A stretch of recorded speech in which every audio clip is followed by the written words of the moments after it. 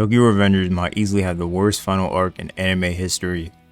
This arc was very disappointing to say the least, and I think this arc is what killed Tokyo Revengers from the greatness it actually is. Tokyo Revengers was honestly one of the best manga I've ever read personally. I remember first reading this series when the anime was out, and I had watched the first 10 episodes that were out and was so excited in anticipation that I didn't want to wait and I decided to read the manga. I caught up to the manga in just one day, reading for like 12 hours straight. That's how good it was for me. The KiiNGKhyy arc is still my favorite arc in the series and holds a special place in my heart. It saddens me to see Tokyo Revengers have this complete downfall that they have now accomplished. This final arc not only makes no sense, but just wasn't needed.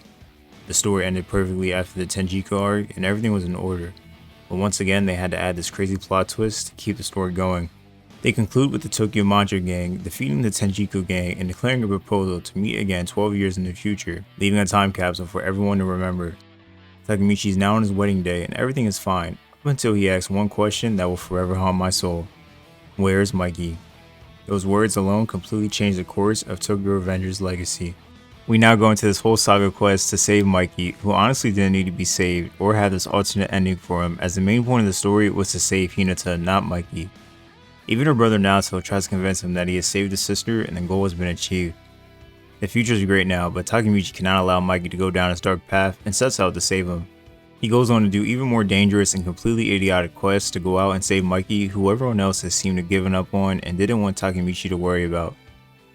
This arc completely pissed me off and it was for good reason. We now see future Mikey, who looks terrible and he now runs the best gang in Tokyo. Takemichi turns around to face Mikey and Mikey ends up shooting him, which is completely shocking as he has now turned down a dark path. Mikey wants no part of Takemichi and leaves him dead as he is ready to walk away from Takemichi for good. Up until now in the story, these two were great friends who would have done everything to help each other, and now Mikey just shoots his best friend in cold blood. What just happened to this story now? Then out of nowhere, as Takemichi is still alive and wants to save Mikey, Mikey decides to commit suicide and die from the top of the building. This plot makes no sense from Mikey's actions up until now. You shoot your best friend and then try to die in front of him. I don't understand what they tried to make Mikey's motives for, they are all over the place. Takemichi saves Mikey and asks him to just say please help me, as Mikey is completely stunned. We see Mikey crying as he asks for help and Takemichi is then sent back into the past. The biggest part of this arc that I was upset about was the three powerhouses in Tokyo. We have Tyranno South, Kawaraga Senju, and Mikey spearhead the top three gangs. The story made it seem like Tyranno and Senju were two beings who could compare to Mikey and take him on evenly, but as a big fight breaks out between all three gangs, these two don't even stand a chance to Mikey, who completely wipes the floor with both of them. They introduced characters one by one super fast and were driven into this whole new plot line that felt rushed and unjustified. Mikey completely destroys Tyranno South and now Takemichi is still trying his best to save Mikey. Mikey goes on to talk about his dark impulses he has been having and not being able to stop them. Granted, this arc did have some amazing moments with great fights and captivating moments, but the arc itself just continued to take more and more dark turns as it progressed and really made no sense. Mikey gives into his dark impulses and realizes all he needs is darkness, and we see him consumed by it and unable to control it. In the midst of all of this, we get probably the biggest letdown and plot twist in history as Mikey says that Shinichiro, his brother, was a time leaper. I think Takemichi's face is the one all of us are making because of what is going on. Just randomly out of nowhere, we are now hit with his brother being a time leaper. It is revealed that Mikey as a kid tripped down the stairs and hit his head really hard, causing him to have his cerebrum not functioning at all, where he loses his awareness. Shinichiro did not accept this path from Mikey and finds out a rumor about a time leaper and goes to see one. It ends up being a homeless man on the streets and Shinichiro asks how to go back in time. The homeless man tells Shinichiro that to get his powers, it has to be by killing the person in front of you. So Shinichiro, filled with his love to save Mikey, kills this man in cold blood. He wakes back up in the past where Mikey is now alive and well and he thinks everything is fine and back to normal, however many things have changed. He senses a newfound darkness in his brother, something he didn't have before, and realizes that Mikey he knew is no longer fully there. This part of the story is just completely off, as then he meets a young Takemichi who wants to be strong like him, and so Shinichiro gives Takemichi his powers to eventually be strong in the future. So you're telling me the homeless man and Shinichiro had to kill the person in front of them to gain time-leaving abilities, but Shinichiro was able to directly give them away to Takemichi. I don't see it adding up. The dark impulses continue to eat Mikey away more and more, and he seems out of control.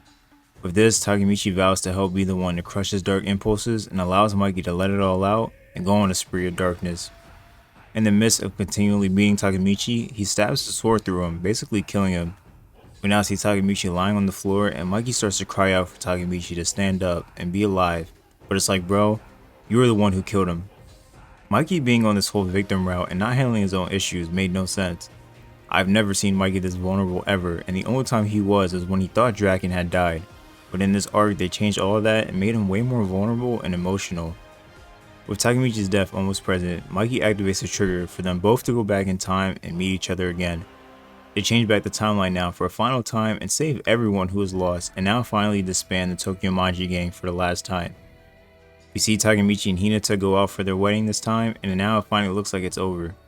I mean, they saved everyone who died and became friends with literally all of them. It was almost like the last 276 chapters meant nothing. The whole point was for gangs to go against each other and death was involved. I felt like there was no need for everyone to be brought back. The story was fine after Tenjiku and it served its purpose for the people who died. The story ended up becoming some power of friendship type of series, and it was originally about gangs trying to take control of Tokyo. So many plot holes and mistakes in the final arc that it really did diminish Tokyo Revenger's legacy. This could have easily been one of the greatest mangas of all time. The Black Dragons and Tenjiku arc are 10 out of 10 arcs that had everything you could ask for in the series.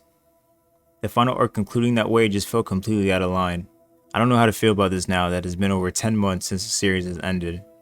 Many complain about series like Demon Slayer's manga where they did not enjoy the ending, but I feel like this one is even worse. We weren't provided the closure of the characters from the pain and agony they had went through. Everyone was granted a nice beautiful ending, which I felt this manga did not need. I'm all for happy endings, but this manga was far from that because of the events of the story leading to now and how everything unfolded.